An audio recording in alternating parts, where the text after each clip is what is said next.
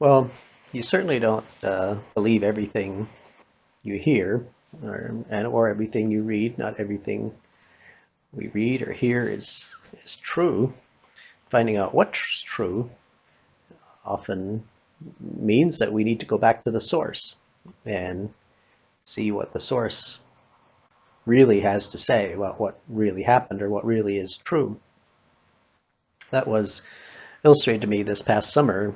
We went to Edith's family get together in Pennsylvania, and her family gets together every year at a cabin in northern Pennsylvania for 3 days, Friday, Saturday, Sunday. And so we got there. We had a cabin about 5 minutes away from where the main group was meeting, and because there's too many people to stay all in the cabin there, so we had rented a cabin close by. One day, one of the first days we were there, we went back to our cabin, and when we got there, at the cabin right next to ours, there was a small bear that was there, and a black bear, and it was kind of walking around. People were taking pictures of it. I took a few pictures of it, and it it didn't seem too scared of people, and I think it was probably used to being fed. I don't know, but anyway, it was there, and so we saw it, and we went in and we had lunch, and then I told Edith, well, I'm going to go down and sit by the creek and just watch the water go by and relax. And she said, well, I remember that bear's out there. And, yeah, yeah, okay.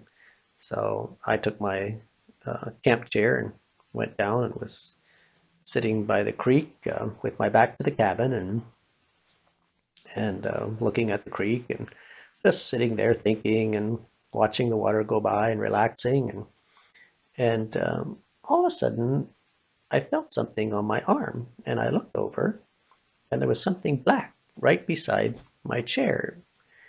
And I thought, oh, one of the neighboring cabins must have a black lab.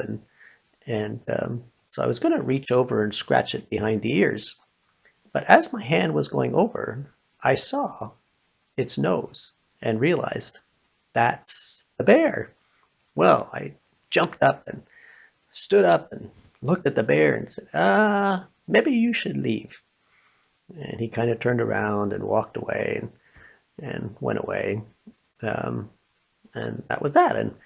And I think that he probably smelled me sitting down there and thought maybe he could get some food and came down to check it out.